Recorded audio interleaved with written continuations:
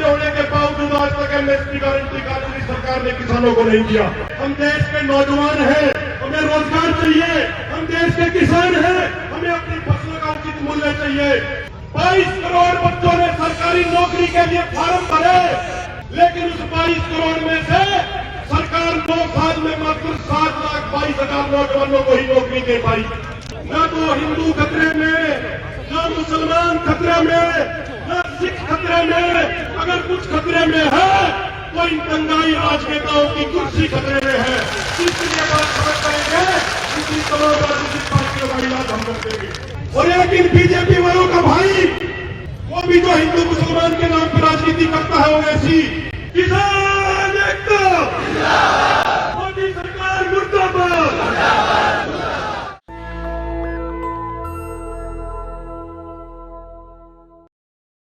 आप सबको सबसे पहले हाथ जोड़ के राम राम सत्याकाल सलाम, जय जवान जय किसान।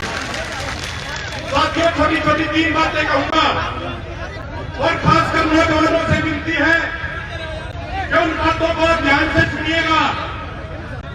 आज जो लोग सत्ता में बैठे हैं, आज की वर्तमान सरकार जो पिछले 9 सालों से सत्ता में है, वो खेती किसानी के मुद्दे पे पूरे तरीके से फेल हो गई, रोजगार देने के मुद्दे पे पूरे तरीके से फेल हो गई, महंगाई के मुद्दे पे वो सरकार पूरे तरीके से फेल हो गई। अब वो अपनी खेती किसानी, रोजगार और महंगाई के मुद्दे पे अपनी विफलताएं छुपाने के लिए पूरे देश में जातीय और धार्मिक उन्माद फैलाने की कोशिश कर रहे हैं। 2014 में सत्ता में आने से पहले हमारे देश के प्रधानमंत्री माननीय नरेंद्र मोदी जी ने कहा था कि अगर हम सत्ता में आए तो हर साल 2 करोड़ नई नौकरियां नौजवानों को देंगे। अभी कुछ दिन पहले संसद के अंदर एक जिंदा जमीर वाले सांसद ने सरकार से सवाल पूछा कि सरकार जवाब दे कि आपने 9 सालों में कितने नौजवानों को नई नौकरियां दी। तो सरकार ने संसद में जवाब दिया कि हमारे 9 सालों में 22 करोड़ बच्चों ने सरकारी नौकरी के लिए फार्म भरे, लेकिन उस 22 करोड़ में से सरकार 9 साल में मात्र 7,22,000 नौजवानों को ही नौकरी दे पाई।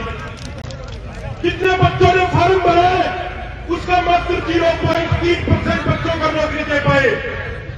प्रधानमंत्री जी पहले वादा करते थे 2012 में, जब ये गुजरात के मुख्यमंत्री होते थे और कंज्यूमर अफेयर कमेटी के चेयरमैन थे, तो उन्होंने तत्कालीन प्रधानमंत्री डॉक्टर मनमोहन सिंह जी को एक रिपोर्ट भेजी और कहा कि किसानों के लिए एमएसपी का गारंटी कानून होना चाहिए।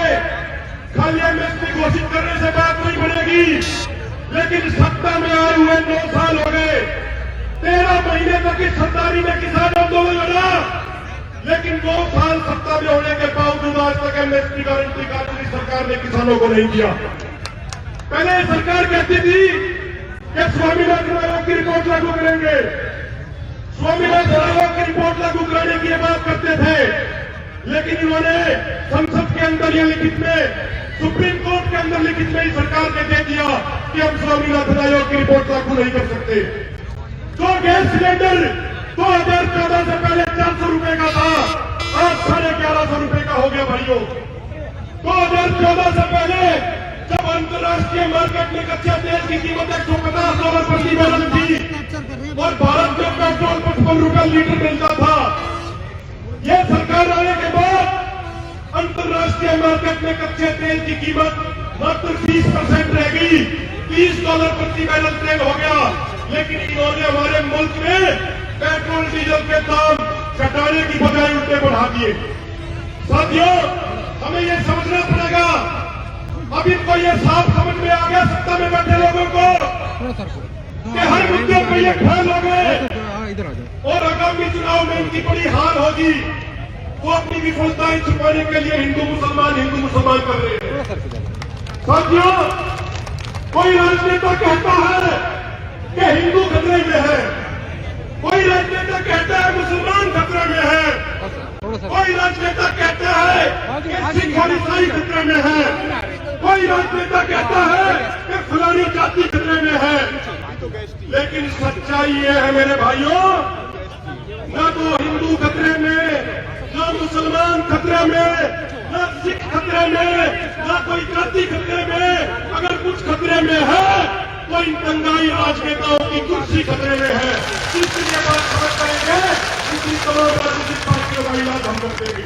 किसी राजनेता का बेटा अपने दंगों में शामिल होता हुआ नहीं देखा होगा। हमारे देश के गृह मंत्री अमित शाह, उनका बेटा है जय शाह। जय शाह ने तो कभी क्रिकेट खेला, जय शाह को क्रिकेट के बारे में कोई जानकारी नहीं, लेकिन वो अमित शाह का बेटा है। इसलिए जय शाह को दुनिया की सबसे अमीर क्रिकेट संस्था बीसीसीआई का महासचिव 3 साल पहले बना दिया गया।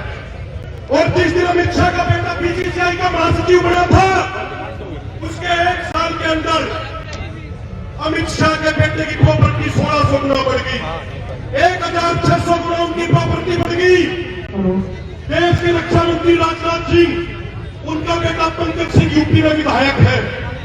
और एक इन बीजेपी वालों का भाई, वो भी जो हिंदू मुसलमान के नाम पर राजनीति करता है, ओवैसी, जिस सीट से उसके पिता एमपी थे, जिस सीट से उसके पिता एमपी थे, अपने पिता की जगह वो खुद एमपी बन गया, अपना बेटा अपना भाई विधायक बना दिया। तो मैं हाथ जोड़ के विनती करता हूं साथियों, आप जाति और धर्म के नाम पे मत बटना। ये आपको हिंदू मुसलमान के नाम पे बांटने की कोशिश करेंगे, लेकिन आप कहना कि हिंदू मुसलमान से पहले हम देश के नौजवान हैं, हमें रोजगार चाहिए, हम देश के किसान हैं, हमें अपनी फसलों का उचित मूल्य चाहिए।